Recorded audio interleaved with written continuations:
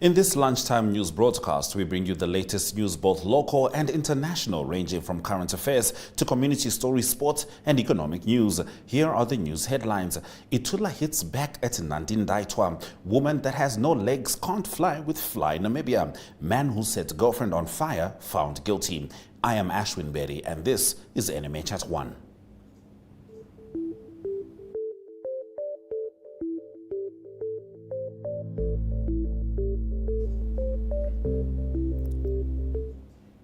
The Namibia National Children Heart Trust will host its first inaugural fundraising gala dinner on Saturday, the 25th of March at the Safari Court Hotel. The dinner aims to provide affordable and accessible care and simultaneously create awareness by performing between 150 and 200 transcatheter and surgical procedures per annum. The trust was founded by Dr. Feni Shidika, a pediatric cardiologist, in 2022 and aims to assist the Ministry of Health and Social Services to cater to every Namibian born or living with congenital heart disease and any other heart disease, regardless of gender and or socio-economic status. Remember to engage with these stories on our social media throughout the broadcast. Visual news after the break.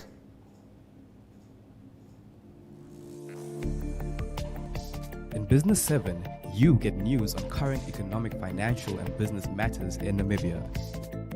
The weekly show features interviews with experts and in-depth analysis of burning issues in a way that caters for ordinary Namibians and business connoisseurs alike. For news-related or advertising queries, please contact B7 at synergy.com.na.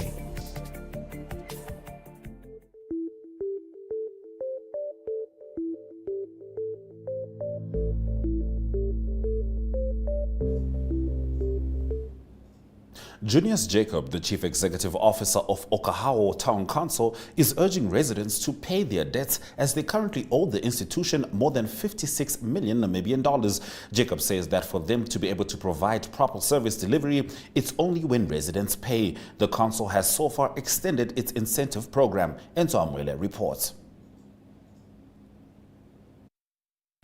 Okay, my name is Junius Jacob. I am the CEO of Oneuptwo Town Council. I hereby would like to inform the public that Oneuptwo Town Council has extended its incentive program for debts. We are therefore urging the general public, our customers, to come and pay for their outstandings in municipal services. Currently, we are owed over 56 million, of which 10 million is interest that we will be able to waiver if customers pay between the 1st of March and the 31st of August 2023.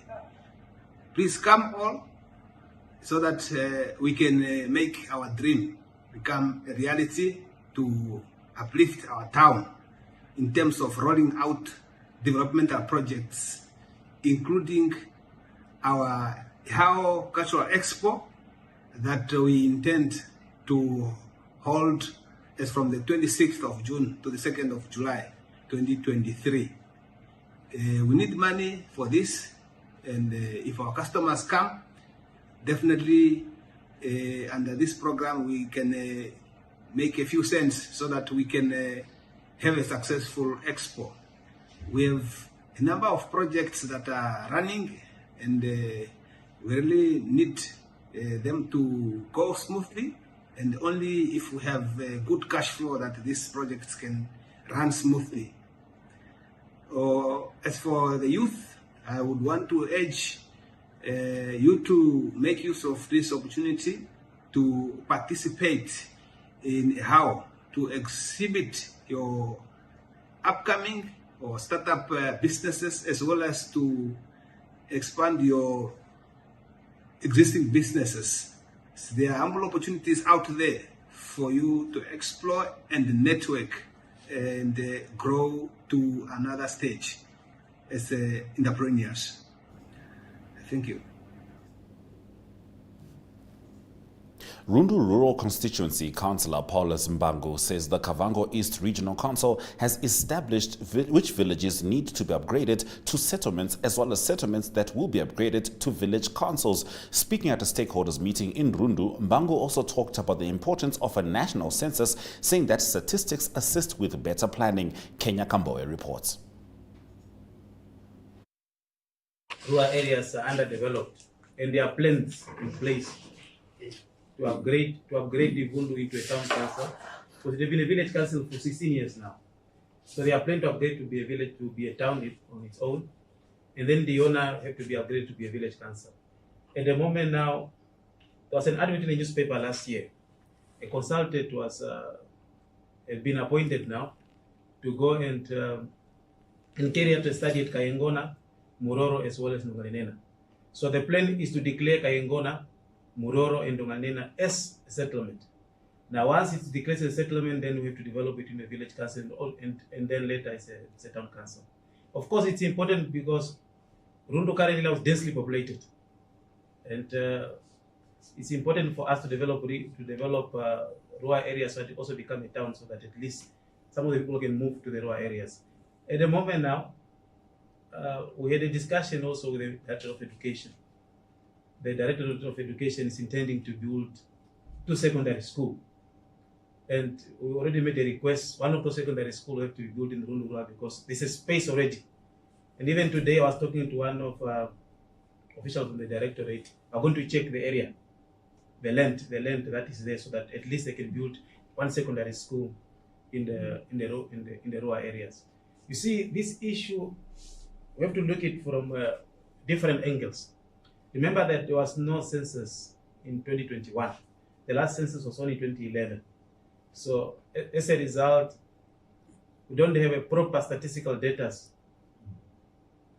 that could have informed government to plan properly, especially this year. Because statistics are very much important. These things of just guessing that maybe we are here, it doesn't work. But when you are informed by statistics, at least it can also help with the planning.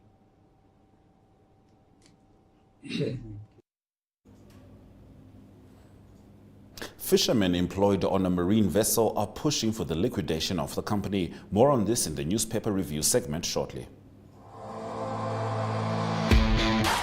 I usually fill up about 2 tanks a week.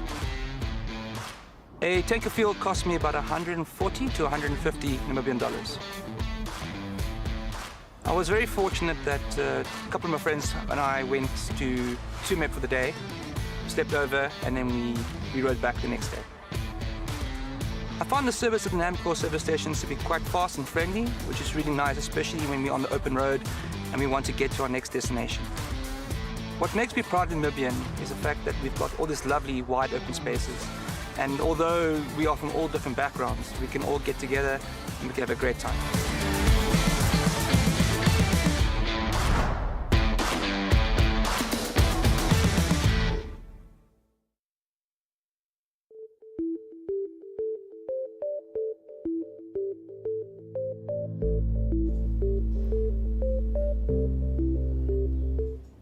Heading into the newspaper review, the Namibian Sun reports that axed fishermen employed on Arctic Nam Fishing's Highness marine vessel are now gunning for the liquidation of the company after it failed to honor the 1.82 million Namibian dollar settlement by the Walvis Bay Labour Court. The fishermen lost their jobs in 2019 when the company replaced them with temporary workers who were employed for about 10 months. Now the Highness, which the company owned, was subsequently also sold to Tunaco by the Prosecutor General after it was impounded. Arctic Nam Fishing is a joint venture between Icelandic partners Submergy and 3 Namibian companies, Cinco Fishing, Yuko Fishing and Epango Fishing. On the paper's page 3, Finance Minister Ipumbushimi encouraged the private sector to speak with one voice, saying the government does not have the time to listen to the concerns of various lobby groups. He made the remarks at a recent briefing on the budget, which was delivered last month. According to Shimi, it was concerning that there is a lot of fragmentation in the private sector. He was referring to the establishment of various lobby groups. It's important that the private sector is properly organized. The private sector needs to have a proper voice, an organized voice that can have a dialogue with the government. Republican reports that a man who in 2020 poured petrol on his girlfriend and set her on fire while she had their 13-month-old baby in her arms was found guilty in the Windhoek High Court yesterday. Manfred Links was found guilty on one charge of murder related to his late girlfriend, Michelle Roof, as well as one charge of attempted murder related to their daughter. The incident took place during an argument on the 1st of January 2020 near their home in Ariansvlei and was partly witnessed by a bystander. Although Links claimed he did not kill Roof on purpose, Judge Christy Liebenbach ruled that he had to foresee that his actions would lead to her death. On page 3, the Cancer Society of Namibia is going to establish a center for palliative care in Namibia. This center will educate medical professionals in both the public and private sectors and also give family members the tools they need to better understand the needs of their loved ones as they approach the end of their lives. Now, Allgemeine Zeitung reports that the Namibian government needs to do more to protect children from violence and neglect. This is what Allgemeine Zeitung leads in its publication, and it reads from a new study by Afrobarometer, which shows that abuse and physical discipline are still widespread. On page 2, the AZ shares the story of a lawsuit in which childbirth turned into a nightmare for a mother in the Ohangwena region, and she sued the Ministry of Health, and it ended in defeat. The hospital staff are not to blame in this case. Stay with us as we continue with the newspaper review with the Namibian after the break.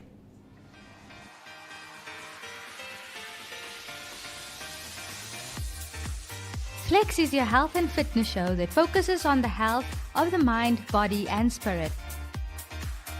If you would like to feature your brand or campaign on this platform, contact zone@synergy.com.na.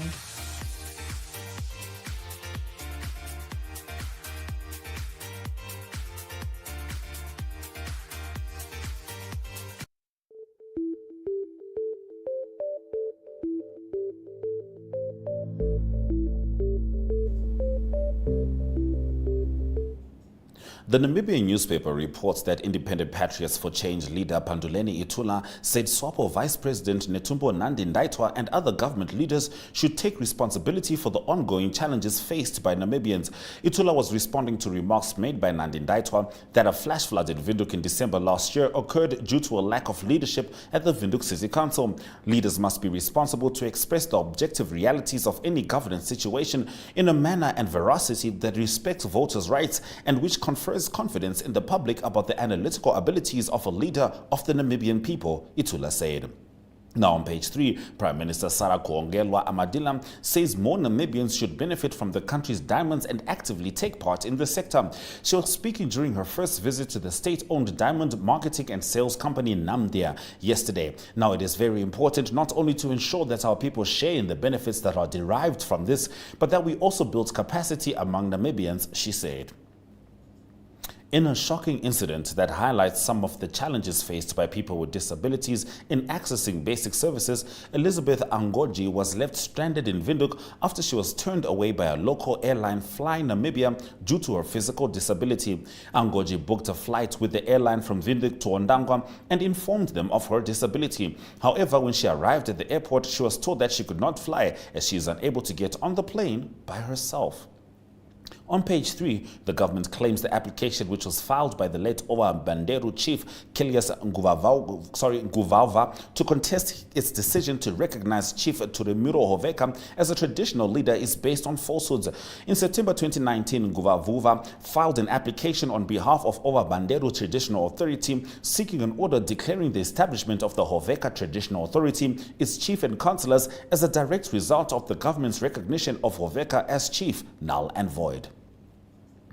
Market Watch informs that the African Energy Chamber will open an office in Namibia to focus on promoting local content and capacity building across the energy value chain. With Namibia's energy sector on the precipice of rapid transformation on the back of recent oil and gas discoveries, the AEC will establish an office in the country dedicated to promoting local content development efforts.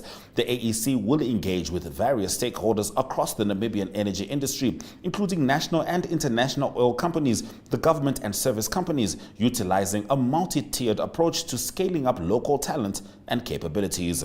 Now, Bank Windhoek is encouraging sustainable living. More on this in economic news after the break.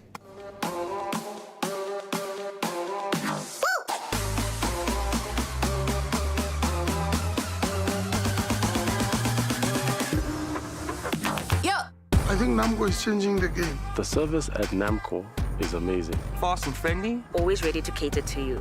Use them often when we do our trips. Namco is the one.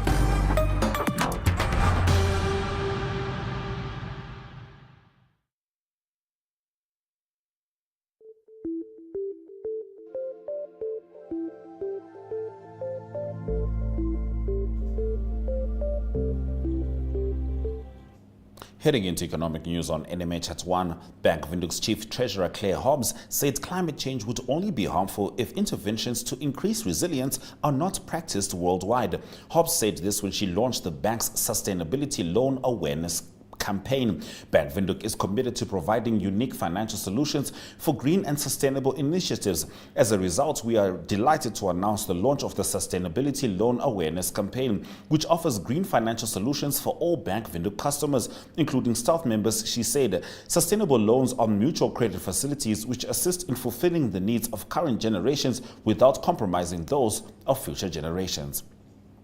Let's have a look at the economic indicators.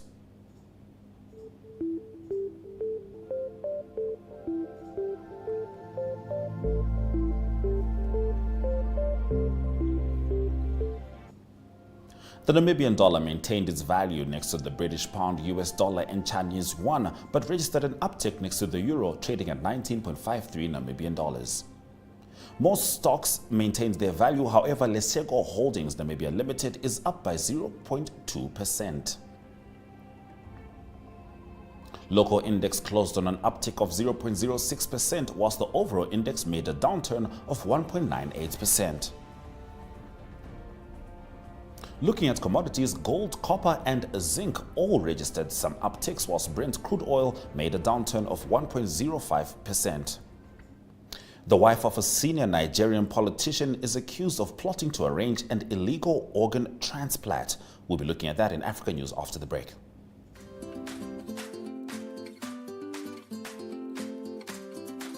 Active Kids is an initiative under the MyZone brand that aims to provide exciting and easy activities and fun stories. If you would like to feature your brand or campaign on this platform, contact zone@synergy.com.na. Active Kids, where we actively invest in your future.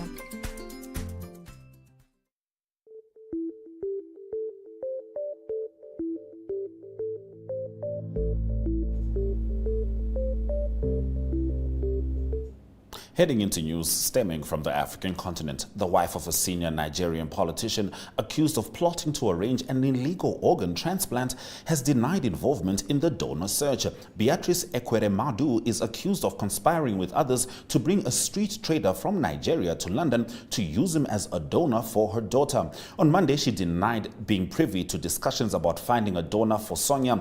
It is alleged that the man was to be paid for his kidney. Nigerian Senator Ike Ekweremadu, his wife, daughter and medical middleman Dr. Obina Obeta all deny plotting to bring the 21-year-old street trader from Lagos to the UK so he could donate a kidney. It is claimed the young man was falsely presented as Sonia's cousin in a failed bid to persuade medics to carry out an €80,000 private procedure at the Royal Free Hospital. Yesterday, Ekweremadu told jurors her husband took care of the household finances, according to the Nigerian custom. The mother of four, who worked full-time in the Nigerian Auditor General's office, has a PhD in accountancy, the jury heard. She said her domestic responsibilities included traveling to the UK every couple of weeks to visit her children at school and to pick them up for holidays. Now, Ekweremadu said Sonia first became unwell after she went home to Nigeria for the Christmas holidays in 2019. Sonia returned to London to see a doctor at the Cromwell Hospital, and then the Royal Free jurors were told. The death toll in the ferry disaster off the coast of Gabon last Thursday has risen to 6, with 31 people still missing. The privately owned Esther Miracle was carrying 161 passengers and crew from the capital Libreville to the oil town of Port Gentil when it sank in calm waters in the middle of the night. Most of the 124 survivors were picked up off Libreville after dawn on Thursday by locals in dugout canoes, fishermen, an oil barge and a Navy patrol boat.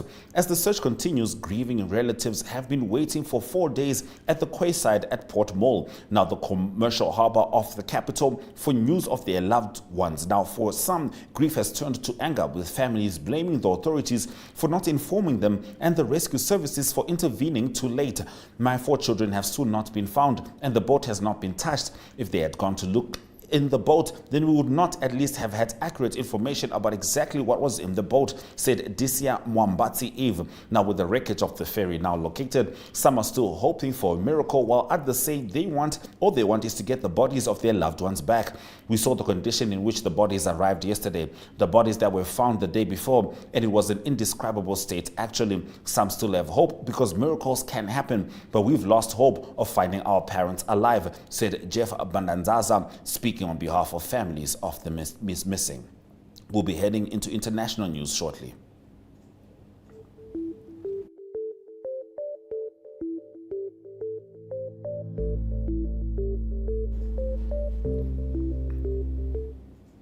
Police misuse of rubber bullets and other less lethal weapons against peaceful protesters has killed dozens of people and maimed thousands in more than 30 countries over the last 5 years. Now, this is according to Amnesty International. The human rights group, in a new report published on Tuesday, said a global torture-free trade treaty was needed to regulate the trade in policing equipment, including kinetic impact projectiles such as rubber-coated metal bullets, and to help protect the right to protest. We believe that legally binding global controls on the manufacture and trade in less lethal weapons, including KIPs, along with effective guidelines on the use of force, are urgently needed to combat an escalating cycle of abuses, said Patrick Wilkin, Amnesty International's researcher on the military, security and policing issues. Police misuse of such weapons, in addition to causing deaths, has resulted in an alarming increase in eye injuries, said the report published jointly with the Omega Research Foundation, entitled My Eye Exploded. These injuries include eyeball ruptures, retinal detachments, and the complete loss of sight, as well as bone and skull fractures, brain injuries, the rupture of internal organs, and hemorrhaging, punctured hearts and lungs from broken ribs, damage to genitalia, and psychological trauma. Stay with us as we start off with rugby in local sports after the break. I usually don't drive this car around. It's a standing base. I fill up my car for 850, which that gave me a full tank. I used to use this car between Rebot and Windhoek. Yeah, once you reach home in Rebot, it's almost a half tank. It's from Windhoek to Kettmas. That is the longest I have driven with this baby. I think Namco is changing the game because their service is very organized, clean. Even their takeaway department, Namco is the one. There is no country like Namibia. Namibia is a very beautiful country. That's why I'm part of it.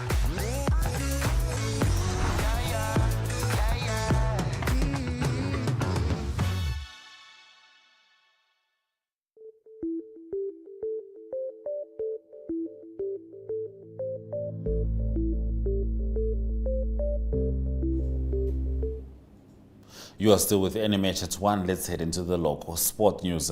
Namibia Rugby International Aronos Coetzee is considering a move to the English Premiership again this summer when his contract with the Cheetahs runs out.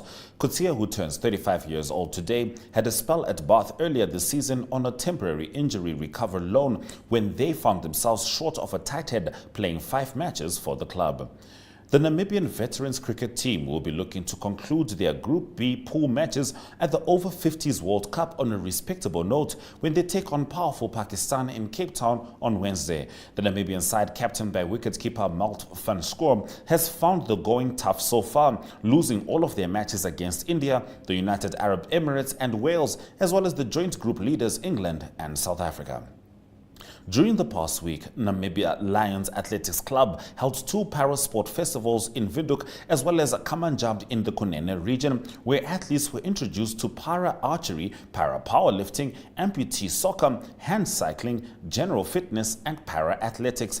Michael Hamukwaya, the Secretary General of the NPC and founder of Namib Lions, says the para-sport festival saw over 60 athletes benefit from the event, held in conjunction with the Namibia Paralympic Committee and its development program.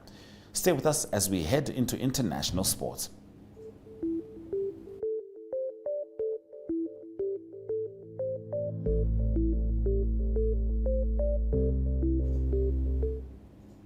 Getting into the international sports stories, a group of amateur rugby union players have launched legal proceedings after claiming the sport's governing bodies failed to sufficiently protect them from brain injury. Law firm Rylands said the 55 players, who are all suffering from neurological impairments, contend that World Rugby, England's Rugby Football Union, and the Welsh Rugby Union have been negligent in failing to provide protection from concussive and subconcussive impacts during their careers.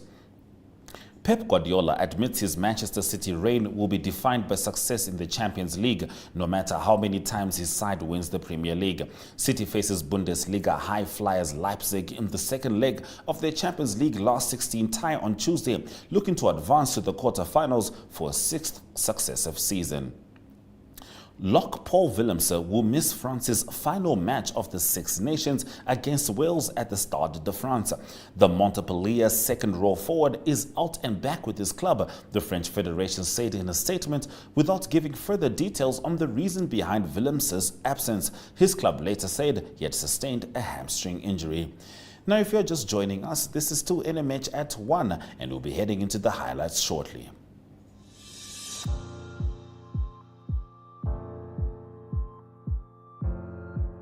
Kletskompas is 'n Afrikaanse kontinuïteitsprogram met Namibiese nuus en onderhoude. As jy jou handelsmerk of veldtog op hierdie platform wil vertoon, kontak klets@synergy.com.na.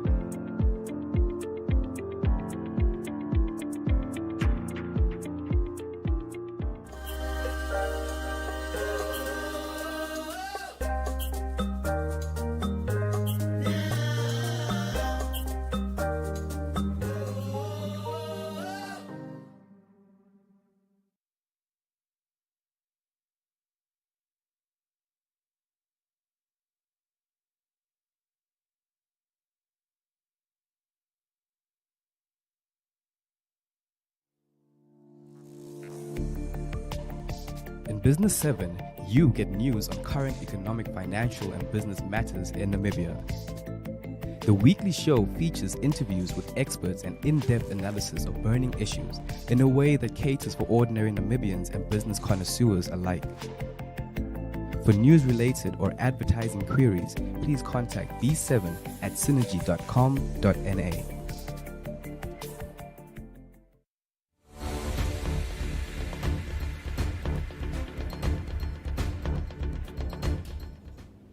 Let's head into the highlights from this NMH at 1 broadcast. The wife of a senior Nigerian politician accused of plotting to arrange an illegal organ transplant has denied involvement in the donor search.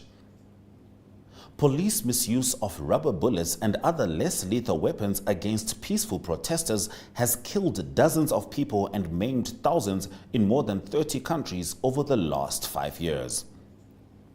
And Namibia Rugby International Arnold Coetzee is considering a move to the English Premiership again this summer when his contract with the Cheetahs runs out. Those have been your highlights. Remember to tune in every weekday at 1 p.m. to spend your lunch hour with NMH at 1, catching up on the latest news in Namibia, Africa and the world, ranging from current affairs to economic news, sports and international headlines. From me, Ashwin Berry. Enjoy the rest of your day.